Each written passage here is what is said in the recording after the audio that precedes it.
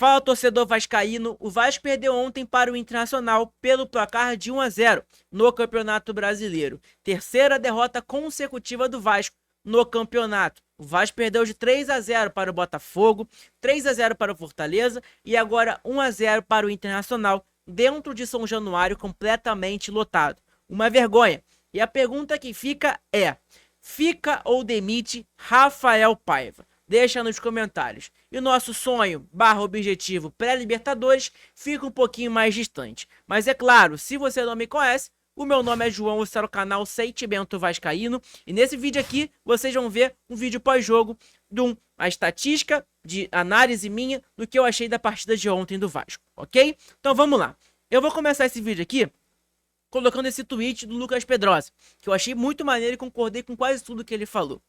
Ele falou o seguinte: o Vasco chega a 3 derrotas seguidas, não faz gol há 3 jogos seguidos, teve cerca de 10 dias para treinar, o técnico Rafael Paiva manteve o esquema 4-3-3, bastante questionado, mudou peças e tudo que conseguiu jogando em São Januário foram 30 minutos iniciais melhores do que o Internacional, nada além disso, concordo.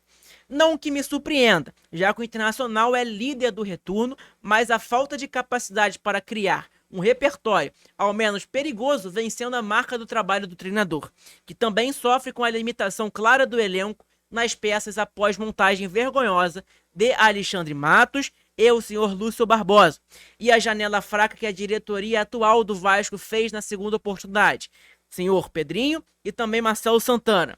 Um time sem variações que acaba trocando peça por peça e, pasmem, as substituições pioraram um time que pelo menos estava conseguindo segurar o Inter no segundo tempo. O resto todo mundo viu: desorganização, apenas afobação e o time que não tem ideia de jogo para conseguir lidar com um gol sofrido, exatamente quando o Vasco tomou gol, virou bagunça. Léo Jardim ainda evitou que a situação fosse bem pior, concordo. É agradecer aos 43 pontos que o Vasco somou com um bom início de Paiva e seu grupo. Mas há muito tempo a equipe não apresenta algo concreto para ter algum tipo de animação. Tem gente que prefere ser cega e se apegar aos números, pois bem, 13 jogos, 2 vitórias, e é só olhar para o campo que qualquer vascaíno que se preze jamais ficaria satisfeito. Jamais. Concordo plenamente do início ao fim desse texto do Lucas Pedrosa. Ele falou tudo dentro desse texto. É mais ou menos que eu concordo com tudo que ele falou. O Vasco, depois que tomou gol, foi uma desorganização total dentro de campo. O pessoal não sabia o que fazer. Beleza. Se fizesse o gol, empataria. Se tomasse o gol, ia perder da mesma maneira. Ok, mas uma desorganização total. Tomou o gol, se organiza um pouco para tentar empatar. Não desorganizar, tacar atacante para lá, tacar atacante para cá. Enfim, o Vasco teve 10 dias de treinamento e a gente não viu nada dentro de campo. Nada. A gente tem que agradecer a Deus que a gente tem 43 pontos agora. Porque se a gente tivesse ali naquela briga ali na zona de rebaixamento, meu irmão, o futebol que o Vasco joga hoje é de time de zona de rebaixamento. É de time que tá brigando para cair. Tá? Sendo bem sincero com vocês. Enfim, você quer ver a estatística do jogo? Vamos lá. A estatística do jogo do Vasco de hoje contra o Internacional é a seguinte: estatísticas, ao todo, uma grande chance do gol do Vasco, uma do Inter também. 12 finalizações do Vasco, 16 do Inter. Posse de bola, 51 do Inter, 49 do Vasco. Escanteios, 8 do Vasco, 3 do Inter. 6 defesas do goleiro Léo Jardim, tá aqui. E 0 defesas do Rocher, que é o goleiro lá do Internacional. Pra você ver a diferença, tá? Pra você ver a diferença. E aí, cara, é a estatística que tem na partida, não tem muito o que falar, entendeu? Beleza, o Vasco não jogou um futebol horroroso e tudo mais, né? Nos primeiros minutos ali, os 30 minutos iniciais, igual o Pedrosa falou. Mas a gente não jogou um futebol que a gente teve 10 dias de treinamento para jogar. O Rafael Paiva falou que ia testar jogadores. O que ele fez? Ele colocou o senhor Hugo Moura, que é, na minha opinião, o segundo jogador ali mais regular do nosso elenco, tirando o Léo Jardim. Ele bancou o Hugo Moura para colocar o Galdames, que é muito criticado. É muito criticado. E todo mundo sabe disso. Ele colocou o senhor Maxime Domingues. Beleza, a torcida pedia. O Maxime Domingues entrava bem nos jogos realmente. Mas a gente viu o desastre que é o Maxime Domingues. Beleza, ele pode não estar no bom dia, mas ele jogou muito mal. Eu acho que pesou o psicológico do jogador dentro de campo, porque a certo momento ele começou a errar. Ele meio que ficava puto com ele mesmo, sabe? Ele ficava desanimado com ele mesmo. Do nada ele parou de tentar. E aí, segundo tempo, em vez do Rafael Paiva tirar o Maxime Domingues, ele espera bater 11, 12 minutos do segundo tempo para poder mudar. É algo que é bizarro, gente. Não tem cabimento. Eu acho que essa teimosia do Rafael Paiva é o que vai fazer ele sair do Vasco. Foi o que eu falei pra vocês. A minha opinião sobre o Rafael Paiva, eu coloquei até no Transfer Market aqui as estatísticas do treinador.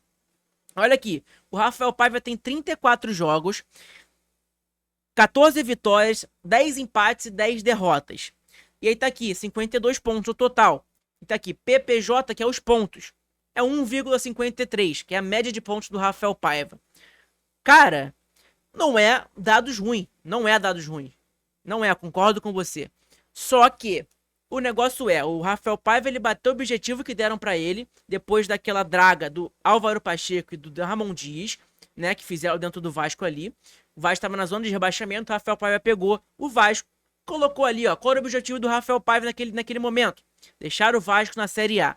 O Vasco permaneceu na Série A, né? Só que esse objetivo que o Rafael Paiva cumpriu muito rápido. A gente chegou numa semifinal de Copa do Brasil com o nosso elenco totalmente limitado e perdendo peças importantes, que é o White e também o David, né? Que faz uma diferença muito grande dentro de campo. Eu nunca imaginei que ia falar que eu tô sentindo saudade do David em campo. Mas eu tô. Porque a gente vê o Emerson Rodrigues jogando, a gente vê o Maxime jogando ontem, perdão. É um desastre. Desastre total. O Whiteson, então, nem se fala, né?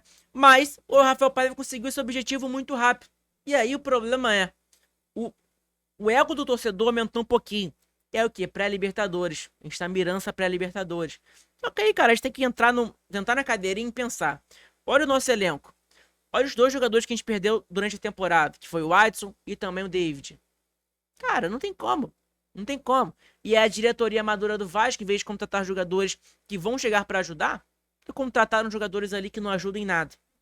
Que é o Jean David, a gente nem vê. Que é o Maxime Domingues, que entra em alguns jogos bem. Quando jogou como titular agora, teve oportunidade, não jogou bem. Jogou um jogo horroroso. É isso, entendeu? Contrata Souza, Alex Teixeira. Os dois nem relacionados às vezes são. Contrata Felipe Coutinho, que beleza, é um ótimo jogador, mas até agora nada. Então, cara, eu não sei, tá? O Rafael Paiva, ele vai ser demitido provavelmente. Ele não deve continuar para 2025. Só se esses últimos 4 jogos do Vasco agora, ele fizer aí ganhar todos, entendeu? E o Vasco começar a jogar bem. Agora, a teimosia do Rafael Paiva aqui me pega. Ele continua nesse 4-3-3. O sistema do Rafael Paiva, ele faz o Verratti sair muito da área. O Verratti não é esse tipo de jogador. O Verratti sai muito da área, gente. O Verratti é lento, o Verratti não sabe jogar com a bola no pé. O Verratti é cabeceador, é chegar lá e chutar de primeira. E é assim. É assim que é o centroavante Verratti. Agora, se pedir pra ele sair da área, meu irmão, é desastre total. Entendeu? Enfim, eu acho que é mais ou menos isso a minha opinião sobre o Rafael Paiva. Eu acho que no momento, se a gente demitir Rafael Paiva, vai ficar com quem? Com quem que a gente vai permanecer? O que a gente vai contratar? Porque você sabe, demitir o Rafael Paiva agora vai ficar com o Felipe. Você sabe disso, né? E aí, cara, você contrata quem? Jair Ventura? Luiz Castro? Que tem um salário monstruoso? Não dá pra contratar Cuca? Que tem um passado aí tenebroso, né? Por mais que foi absolvido, mas é um passado tenebroso e que ninguém aceita dentro do Vasco. Não tem treinador livre. Renato Portaluppi, um treinador ultrapassado, vamos dizer. Eu gosto do Renato, mas não sei, sabe? Se o Vasco contratar, a gente pode até pensar.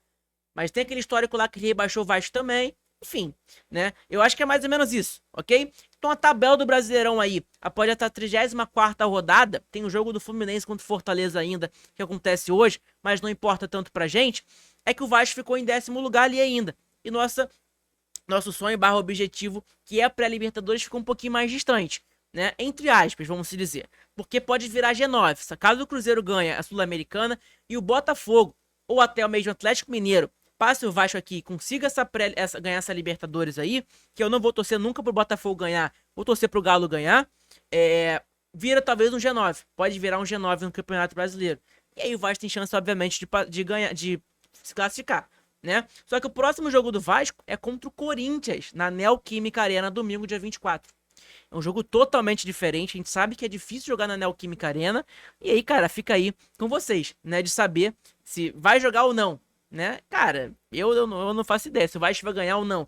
Lembrando, o Corinthians pode ficar sem ali, acho que se eu não me engano, o Yuri Alberto e também o Depay. Depay tá fora porque tomou o terceiro cartão amarelo no jogo contra o Cruzeiro. Já o Yuri Alberto sentiu a coxa. Então, possa ser o desfalque para domingo, ok? Então, gente, eu acho que é isso. Eu acho que é isso a livezinha de o videozinho de hoje. Infelizmente perdemos. Mais um vexame, mais uma vergonha. 10 dias pro time treinar. A gente não vê melhora nenhuma, na minha opinião. Não vi melhora nenhuma, tá? Pô, a gente queria muito ver o Vasco ganhando. Ainda mais se o Vasco ganhasse. Pô, seria maravilhoso. A gente ia aqui, ó, de 10º lugar. A gente ia encostar aqui no Bahia em 8º, 46 pontos. Olha a maravilha que ia ser. Mas não, o Vasco perde dentro de casa, um time totalmente bagunçado. O Rafael Paiva teimoso não muda de esquema tático, porque o esquema tático dele faz o Verratti sair toda hora da área. E aí o Verratti é um jogador que tem uma idade avançada, é um jogador que não sabe jogar muito com a bola no pé.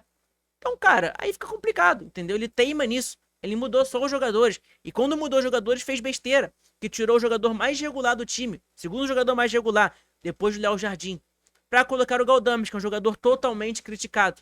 Então, meu irmão, aí o Rafael Paiva também tá pedindo, né? Eu acho que o Rafael Paiva não permanece no Vasco pro ano que vem. Eu acho que é um treinador que tem muita coisa pra melhorar ainda, sabe?